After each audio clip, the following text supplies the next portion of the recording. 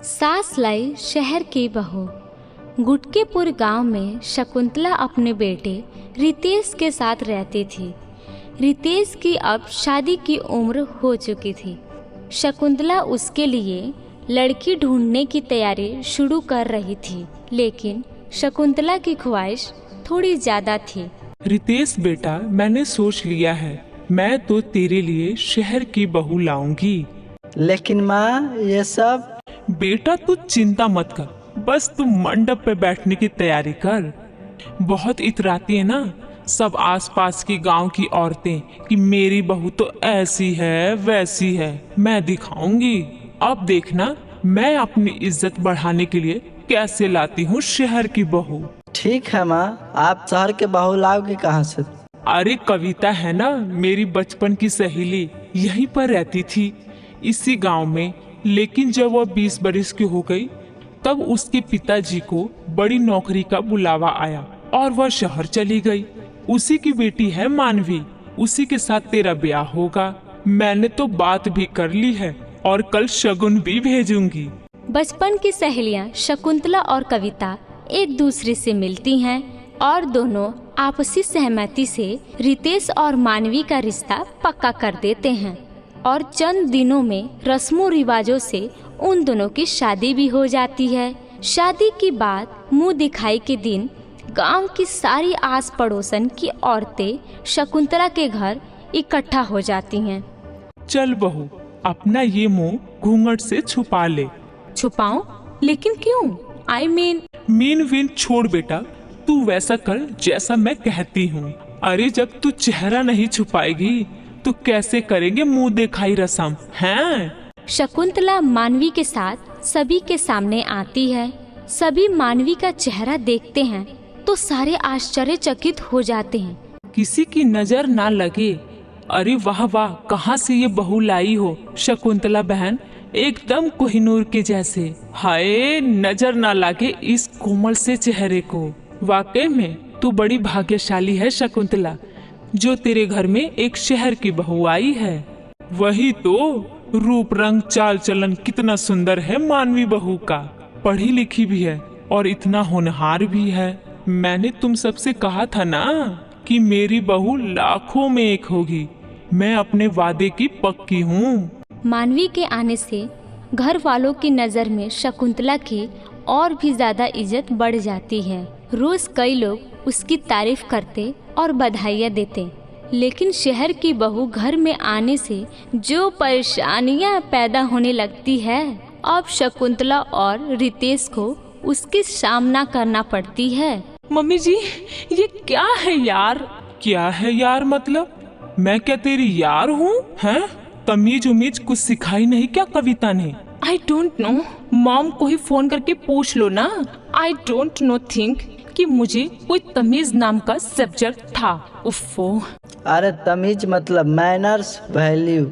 ओ अच्छा, ऐसी बात है क्या? खैर ये सब छोड़िए, देखिए ना, मुझे कुछ अच्छा नहीं लग रहा। एक तो ये डब्बा टीवी सेट कि इसमें दिन भर में 10 बार केबल जाती है, कि ऊपर से घड़े का पानी पी पी कर मेरा गला खराब हो जाएगा। देखो तो, मैंने एक बार सिलवट्टा यूज किया तो इसकी वजह से मेरे हाथों में कितना छाले आ गए हैं। ऊपर से मेरा स्किन सेंसिटिव है और ये गर्मी, उफ, ढंग के तो पंखे भी नहीं हैं। इनको तो लग रहा बूढ़े हो चुके हैं ये। और रोज कुएं से पानी निकाल निकाल के तो मैं तो थक गई हूँ। अब हम क्या करें, यही होता है गांव का जीवन। हाँ मानवी, और अब तुम्हें इसके अलावा क्या चाहिए? मैं जानता हूँ कि सब कुछ एडजस्टमेंट से भरा हुआ है, मुश्किल है, लेकिन इन सब चीजों के साथ आदत डाल लो ना। तभी मानवी गुस्से से चिल्ला पड़ती है। क्या? हरगिज नहीं, आप लोगों ने मुझे खरीद नहीं लिया है, समझे आप? देखो रितेश और मम्मी जी, आप भी, मुझे घर का रेनोवेशन करना है। इस पत्थर के घर को मुझे शीश महल बनाना है। मुझे फ्रिज चाहिए और केक बनाने के लिए ओवन चाहिए और इंटरटेनमेंट करने के लिए एक बड़ा सा टीवी चाहिए और एक एसी चाहिए। और जो बाहर एक तबेला है ना, उसे भी हटाना होगा। मानवी की मांगों को सुनकर शकुंतला और रितेश दोनों हैरान हो जाते हैं। अरे मानवी बहू, आज सुबह चाय की जगह कुछ और तो नहीं गटक लिया? ये कैसी बहकी हुई बातें कर रही है? अरे जो ये तेरी मांगे है ना, इसे हम कैसे पूरा कर सकते हैं? ना, हमसे ना हो पाएगा। अरे ऐसे कैसे नहीं होगा, आपको करना ही होगा। जमीन बेच दो, गहने बेच दो, जो करना है करो। मुझे इस खट्टारा लाइफ को अच्छी और क्लासिक लाइफ बनाना है। अगर ऐसा नहीं हुआ ना तो मैं मायके चली जाऊंगी। अरे नहीं, ऐसा मत करो, मैं इंतजाम कर रहा हूँ, तुम बस थोड़ा सा वक्त दे दो। Okay, I remember. लेकिन ये थोड़ा वक्त ना ज्यादा वक्त हुआ ना तो इसका अंजाम बुरा होगा, तो देख लेना। मानवी भरे बाजार में बाजार करने जाती तो वो वेस्टर्न और छोटा कपड़े पहनते, जो उसको सभी लोग देखकर उसकी निंदा करते और उसकी बुराइयां करते। अरे शकुंतला, कैसी बहू है तुम्हारी? भरे बाजार में छोटे कपड़े पहन के घूमती रहती है।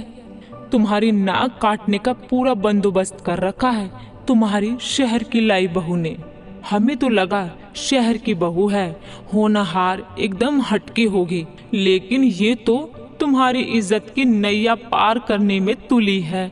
शकुंतला को इन सब बातों का काफी बुरा लगता है और वो गुस्से से मानवी को चिल्लाती है।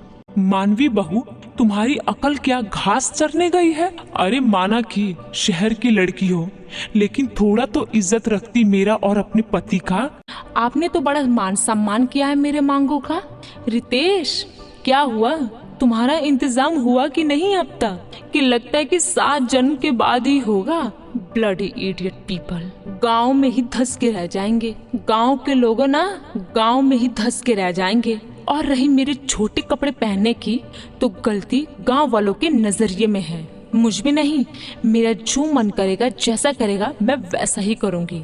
ना तो आप मुझे रोक सकती हो और ना मैं कभी अपने आप को रोकूंगी। You get it. मानवी अकड़ दिखाकर अपने कमरे में चली जाती है। शकुंतला और रितेश चिंताग्रस्त होकर एक दूसरे को देखते हैं। क्या सोच कर लाई थी इस कलमुही को? क्या सोचा था? क्या से क्या हो रहा है? दिन प्रतिदिन मेरे सर का पारा हाई करती रहती है। मैं भी तंग आ चुका हूँ, इस दलदल से कैसे बाहर निकलूं माँ? अब तो एक ही है उपाय बेटा। दिन पे दिन मानवी धीरे धीरे पूरे घर को बर्बाद करने लगती है और कलेश के सिवा और कुछ नहीं करती है। एक दिन अचानक से शकुंतला और रितेश मानवी के सामने एक पेपर रखते हैं। अरे ये क्या? ये कैसे पेपर है? कहीं जमीन मेरे नाम नहीं न कर रहे हो? आई नो, भले आप लोग गांव के हो, पैसा तो जम के भरा होगा आप लोग की तिजोरी में। वेल, अपनी प्रॉपर्टी मेरे नाम करने के लिए तो thank you so much Ritesh and mummy ji. अरे बैल बुद्धि, जरा कागज को हाथ में उठाकर तो देख ले, खड़े खड़े ही ख्याली पुलाव पका रही है। जब मानवी कागज को अपने हाथों में उठाती है तब वह देखती है कि वह तो तलाक के कागज हैं। अरे ये क्या? ये तो तलाक के कागज हैं।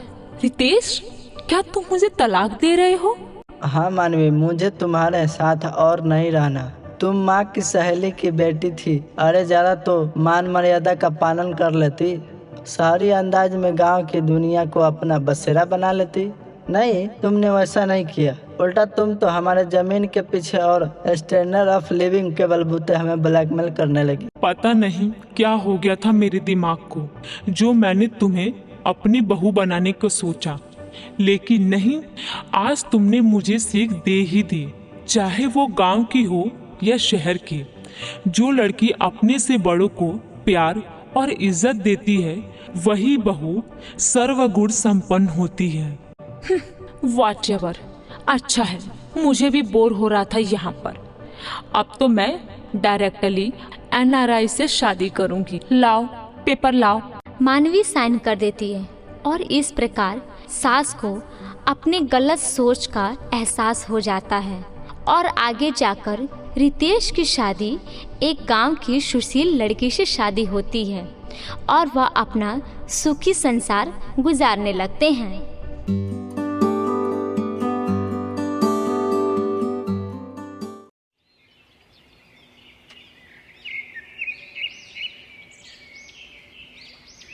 जूतेपुरी नाम का एक गांव था, जहां के लोग जूते और चप्पल नहीं पहनते थे जब भी कोई जूता पहनने की कोशिश करता तो उसके जूते अपने आप फट जाते। यह बात शहर में रहने वाले रोहित को पता चलती है, जो एक न्यूज़ रिपोर्टर का काम किया करता था। उस न्यूज के लिए रोहित जूते पूरी गांव पहुंच जाता है। आज मैं जान कर रहूंगा कि क्या यह अफवाह सच है या बस एक अफवाह ही है। यहाँ की सारी बातें लिखकर न्यूज चैनल पर जाकर रिपोर्ट तैयार करूंगा। पहले मुझे यहाँ के गांव वालों से बात करनी पड़ेगी। जैसे ही रोहित गांव में कदम रखता है, उसके जूते फट जाते हैं। अरे यह कैसे फट गया? अचानक से उसी वक्त निशांत नाम का एक लड़का उसी रास्ते से पैरों का मलहम लेकर अपने घर जा रहा होता है और वह रोहित से कहता है, इस गांव में जूते और चप्पल कोई नहीं पहन सकता। भैया यह इस गांव का श्राप है। जो कोई भी इस गांव में आता है उसे बिना जूते का ही इस गांव में घूमना पड़ता है। तो मतलब यह अफवाह नहीं, सच है। इन गांव वालों ने तो काफी तकलीफे वाले दिन देखे होंगे। हाँ, यह गांव में तो तीसरे दिन किसी के पैरों में कुछ न कुछ तकलीफें होती रहती हैं। मैं खुद अपनी माँ के पैरों के लिए मलहम लेकर जा रहा हूँ। निशांत उस रिपोर्टर रोहित को अपने घर लेकर जाता है और अपनी माँ से मिलवाता है और रोहित निशांत की माँ से इस गांव के श्राप के बारे में पूछता है। माँ जी आप ठीक तो है ना? अब बताओ बेटा, सारे गांव वालों को एक बार इस दर्द से गुजरना पड़ता है। इस तपती धूप से हमारे पैर जल जाते हैं। माँ जी क्या आप मुझे इस गांव के श्राप के बारे में बता सकती हैं? बेटा यह तो मुझे नहीं पता। जब से मैं पैदा हुई हूँ यहाँ सब ऐसा ही चलता आ रहा है, मगर मैंने सुना है कि इस गांव के पहाड़ पर एक गुफा है जिसके अंदर एक साधु है। शायद उन्हें इस श्राप के बारे में जरूर कुछ पता होगा। माँ जी आप चिंता मत कीजिए, मैं पूरी कोशिश करूँगा इस गांव को श्राप से बाहर निकालने की। तुम्हारा बहुत बहुत शुक्रिया बेटा। रोहित गांव के उस पहाड़ी की तरफ निकल जाता है। वहां जाते ही उसे एक बड़ी गुफा मिलती है जिसमें एक साधु अपने ध्यान में लगे हुए थे। रोहित उन्हें देखकर कहता है, साधु महाराज मैं रोहित हूँ जो शहर से इस गांव में इसीलिए आया था क्योंकि उसे जूते के श्राप के बारे में कुछ लिखना था, पर मुझे इस गांव को इस श्राप से मुक्त कराना है। साधु जी अपने आंखें खोलते हैं और कहते हैं, मैंने तुम्हारी बातें सुनी है बेटा। कहाँ तुम इस गांव को इस श्राप से क्यों छुड़ाना चाहते हो? तुम तो सिर्फ यहाँ की बातें लिखने आए थे। नहीं साधु महाराज, आया तो उसी लिए था, मगर जब मैंने निशांत और उसकी माँ से मिला तब मुझे श्राप से जूझ रहे लोगों का दर्द समझ में आया। इसीलिए मैं आपसे श्राप के बारे में जानने के लिए आया हूँ ताकि मैं श्राप को तोड़ सकूं। ठीक है, अगर यह बात है तो इसके पीछे की कहानी मैं तुम्हें बताता हूँ जो फिलहाल इन गांव वालों में से किसी को नहीं पता, मगर तुम इस गांव के बाहर के हो इसलिए यह कहानी तुम जान सकते हो। बहुत पुरानी बात है जब मेरे पूर्वज प्रेमदास जी। सुनिए, कृपा करके आज मुझे अपनी कोठी में रहने के लिए थोड़ी जगह दे दीजिए। मैं अपने साथ कोई वस्तु नहीं रखता, इसी वजह से मैं आपके घर में ज्यादा जगह नहीं लूंगा। नहीं नहीं, मैं आपको अपने घर में नहीं रख सकता, कहीं और जाइए। जी कोई बात नहीं, मैं कहीं और चला जाऊंगा। प्रेमदास ने हर दरवाजा खटखटाया, यहाँ तक कि किसी ने भी अपने घर में शरण नहीं दी। प्रेमदास जी फिर से एक बार गांव के लोगों के पास पहुँचे। जी कुछ खाने को मिल जाता बड़ी कृपा होती। नहीं नहीं, अगर हम लोग खाने देंगे तो आप लोग हर तीसरे दिन मेरे घर के पास आकर खाना मांगने लग जाएंगे। जी मैं एक यात्री हूँ जो एक गांव से दूसरे गांव जा रहा हूँ।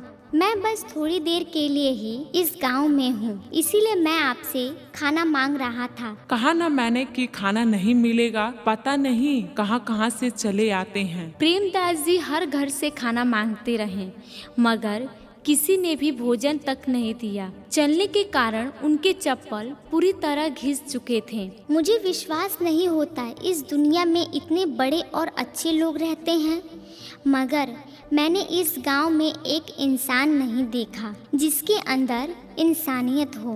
प्रेमदास जी बुरी तरह से थक चुके थे। ना खाने के लिए खाना था, ना पहनने के लिए चप्पल। उनके पैरों में बड़ी जलन हो रही थी। तभी उन्होंने एक पेड़ देखा। मैं तो बहुत थक गया हूँ, इस पेड़ के नीचे ही थोड़ा विश्राम कर लेता हूँ। जब प्रेमदास जी विश्राम करने उस पेड़ के नीचे बैठे, तभी गांव के कुछ लोग वहां आ गए और प्रेमदास से कहने लगे, देखो यह साधु अभी भी यही है, लोगों से भीख मांगता है और उसके पास तो चप्पल भी नहीं है। चलो चलो थोड़ा इसे परेशान करते हैं, इससे चप्पल दे देते हैं। वैसे भी इसके पास उसकी कमी है। साधु हम आपके लिए कुछ लाए हैं, अपनी आंखें खोलिए और देखिए।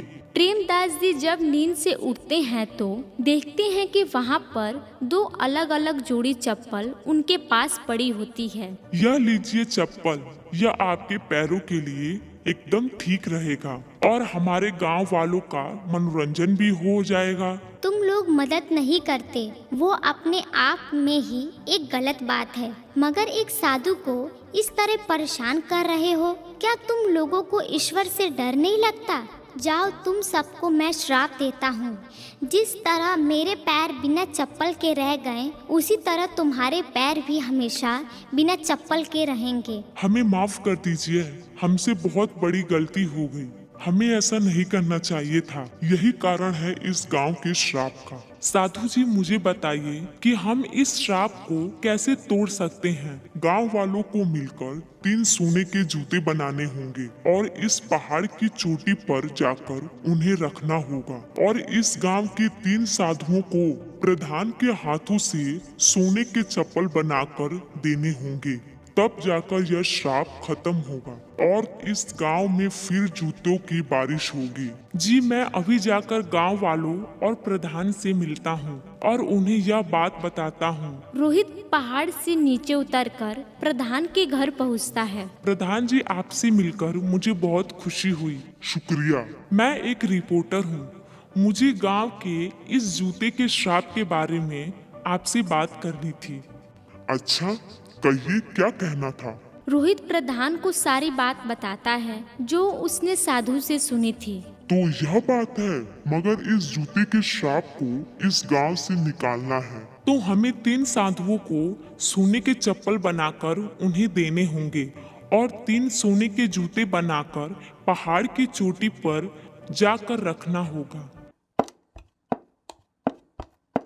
प्रधान जी गांव में बैठक बुलाते हैं और उन्हें सारी बात बताते हैं और गांव वाले उनका साथ देने के लिए तैयार हो जाते हैं।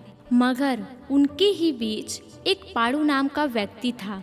मगर इसकी क्या गारंटी है कि यह श्राप टूट जाएगा? क्या पता कि अगर हम सोने के जूते बना लें और पहाड़ की चोटी पर जाकर उसे रख दें तो यह शहरी आदमी बाद में आकर उसे चुरा ले। गांव वाले पाड़ू के साथ मिलना शुरू कर देते हैं, जिसे देखकर रोहित पाड़ू और गांव वालों से कहता है, सबूत जरूर मिलेगा। जब आप सोने के जूते और सोने के चप्पल पहाड़ और 3 साधुओं को दे देंगे तब उस वक्त जादुई जूते की बारिश होगी। मगर ऐसा नहीं हुआ तो मैं खुद ही सोने की कीमत की भरपाई करूंगा। यह सुनकर सारे गांव वाले उसकी बात मान लेते हैं और 3 सोने के जूते बनाकर पहाड़ की चोटी पर रख देते हैं और 3 सोने के चप्पल बनाकर 3 साधुओं को भी दे देते हैं। और जैसे ही अगली सुबह होती है, पूरे गांव में जूते की बारिश होने लगती है। तुम्हारी बहुत बहुत शुक्रिया रोहित। अगर तुम ना होते तो शायद हमें आज का चमत्कारी दिन देखने को नहीं मिलता और यह श्राप इस गांव से भी नहीं जाता। अरे इसकी कोई जरूरत नहीं। प्रधान जी बस ध्यान रखिएगा कि साधु को परेशान नहीं कीजिएगा। मुझे माफ कर देना रोहित कि शुरुआत में मैंने तो तुम पर भी शक किया। बस सब खुश तो मैं खुश। अब जाकर मैं अपनी रिपोर्ट लिखूंगा। रोहित अपने शहर निकल जाता है और गांव का श्राप भी टूट जाता है।